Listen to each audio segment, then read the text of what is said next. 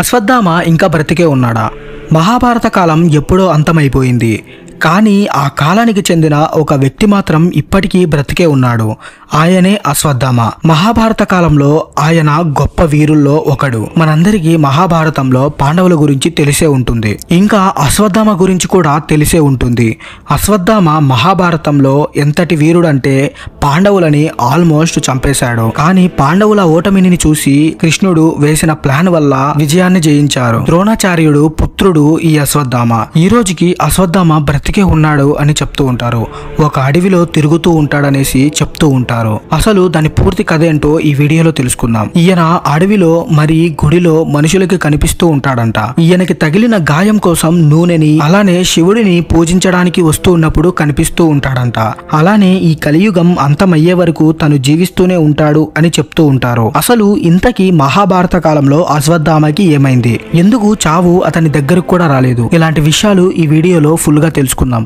వీడియోని చివరి వరకు చూడండి, మీకే అర్థమవుతుంది. ఈ కథ ద్రోణాచార్యుడి కొడుకు అశ్వత్థామ పుట్టినప్పుడు మొదలైంది. అశ్వత్థామ చిన్నప్పుడు తన గొంతులో నుండి ఒక గుర్రం ధ్వని వినిపించేది. జనాలందరూ ఈ శబ్దాన్ని చూసి అతనికి అశ్వత్థామ అనే పేరు పెట్టారు. ఎప్పుడైతే తన పుట్టుక అయిందో అప్పుడే తన నుదుటి మీద ఒక విలువైన మణి కూడా పుట్టింది. ఈ మణి చాలా శక్తివంతమైంది. ఈ మణి అశ్వత్థామని ప్రతి దాని నుండి కాపాడేది. ఇంకా ఆ మణి ఎప్పటి వరకైతే ఉంటుందో అప్పటి వరకు అశ్వత్థామని ఎవరు ఏం చేయలేరు. ద్రోణాచార్యుడు చాలా మహానుభావుడు.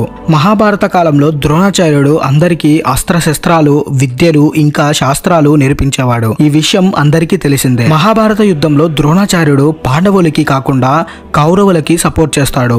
అలా కౌరవుల వైపు ఉండి అశ్వత్థామ యుద్ధం చేస్తాడు. తన తండ్రి లాగానే తను కూడా కౌరవులకి సపోర్ట్ అయితే చేస్తాడు. వీళ్ళందరూ కలిసి పాండవులను దాదాపు ఓడించేశారు. అలా ఇంకొంతసేపట్లో పూర్తిగా ఓడిపోతారు అనుకున్న సమయంలో కృష్ణుడు వేసిన పథకం వల్ల పాండవులు బ్రతికారు. అసలు ఏం జరిగిందంటే ఆ యుద్ధంలో అశ్వత్థామ అనే పేరుతో ఒక ఏనుగు ఉండేది. ఆ యుద్ధంలో ఇద్దరు అశ్వత్థామలు ఉన్నారు. ఒకటి ఏనుగు, ఇంకొకటి ద్రోణాచార్యుడు కొడుకు అశ్వత్థామ. కృష్ణుడు పథకం ప్రకారం అశ్వత్థామ చనిపోయాడు అనే మాట యుద్ధ భూమిలో మారుమోగిపోయింది. అందరూ ఈ విషయం విన్న తర్వాత ద్రోణాచార్యుడు కొడుకు చనిపోయాడు అనుకున్నారు. కానీ చనిపోయింది మాత్రం ఏనుగు. ఎప్పుడైతే అశ్వత్థామ చనిపోయాడో అప్పుడు యుద్ధం చేస్తున్న ద్రోణాచార్యుడు కూడా కింద కుప్పకూలి పడిపోయాడు. దాంతో వెంటనే పాండవుల్లో ఒకళ్ళు వెళ్లి ద్రోణాచార్యుడు తల నరికేశాడు.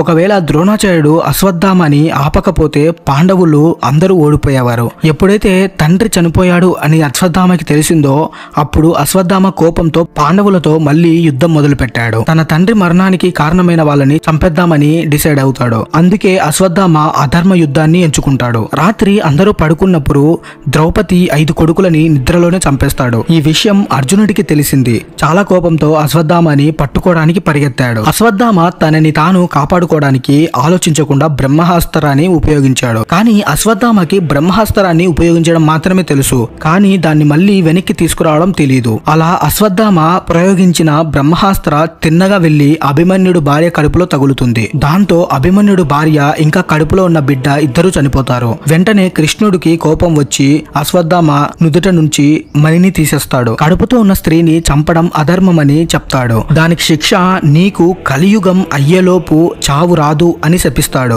నువ్వు అలానే కలియుగం చివరి వరకు తిరుగుతూనే ఉంటావు అని శపిస్తాడు. ఆ మణిని కోల్పోవడం వల్ల అశ్వత్థామ తన శక్తులని కోల్పోతాడు. ఇది అశ్వత్థామకి పెద్ద శిక్ష. అలానే తల మీద మణి లేకపోవడం వల్ల తన నుదుట నుంచి రక్తం కారుతూనే ఉంటుంది అని చెప్తూ ఉంటారు. మణి పోవడం వల్ల వచ్చిన దెబ్బ తన నుదుట మీద ఇప్పటికీ ఉంటుందని చెప్తూ ఉంటారు. మధ్యప్రదేశ్ లోని బురాన్పూర్ కి 20 కిలోమీటర్ల దూరంలో ఉన్న ఒక గుడిలో అశ్వత్థామ వస్తూ ఉంటాడనేసి చెప్తూ ఉంటారు. అక్కడ ఉండే వాళ్ళు ఆ గుహ లోపల ఉన్న కుతేశ్వర్ మందిర్ కి అశ్వత్థామ రోజు వచ్చి పూజ చేస్తూ ఉంటాడనేసి చెప్తూ ఉంటారు. ఆయన రోజు వచ్చినప్పుడు ఎవరికి కనిపించడంట. రోజు సూర్యోదయం ముందు వచ్చి శివుడికి పూజ చేసేవాడు. మళ్ళీ ఎవరికి కనిపించకుండా అక్కడి నుంచి వెళ్లిపోయేవాడు. కొంతమంది అతన్ని చూసాం అని కూడా చెప్పారు. ఎందుకంటే రోజు పొద్దున్న గుడి డోర్స్ ఓపెన్ చేయగానే అక్కడ పూజ చేసి ఉంటుందంట. అక్కడ పువ్వులతో పువ్వులతో అలంకరించి ఉంటుందంట. సాయంత్రం గుడిని క్లోజ్ చేశాక లోపలికి వెళ్లి ఎవరు పూజ చేస్తారు? అక్కడ ఉన్న కాపలాదారుడు లాక్ వేశాక లోపలికి వెళ్లడం అసాధ్యమని చెప్పాడు. అశ్వత్థామని చూసిన వాళ్ళు అతను మనుషుల కంటే చాలా పెద్దగా ఇంకా ఎత్తుగా ఉన్నాడంట. అలాగే తన ఒంటి మీద ఉన్న దెబ్బల నుంచి ఎప్పుడు రక్తం కారుతూ ఉంటుందని చెప్పేవారు. అలానే ఈ గాయాలు మహాభారత యుద్ధానికి చెందినవని, అలానే కృష్ణుడి శాపం వల్ల అడవుల్లో ఇంకా ఇప్పటికీ తిరుగుతూనే ఉన్నాడు అనేసి చెప్తూ ఉంటారు. మీరేమనుకుంటున్నారు కింద కామెంట్ అయితే చేయండి. వీడియో నచ్చితే లైక్ చేసి షేర్ చేయండి. అలానే ఇలాంటి మరిన్ని వీడియోస్ కోసం మన ఛానల్ ని సబ్స్క్రైబ్ అయితే చేసుకోండి.